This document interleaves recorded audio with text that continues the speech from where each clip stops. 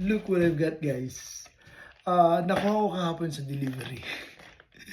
Kaya sa mga customer namin na hindi nagbibigay ng tip, yung mga buraot, na ang layo-layo ng delivery, hindi nagbibigay talaga na kahit $1 man lang sa amin.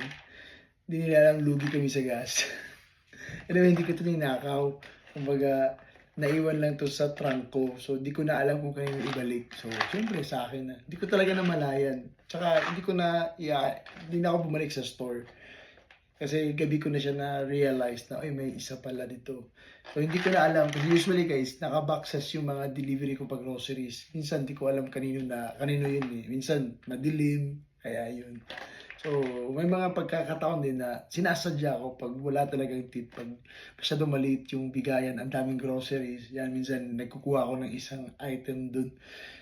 Pero, bad yan. Yung minsan lang kasi naiinis ako, yung walang awa sa amin. So, i-unbox natin. Yan. Yan. At saka, ayun. May multivitamins, D3, and then this one, D.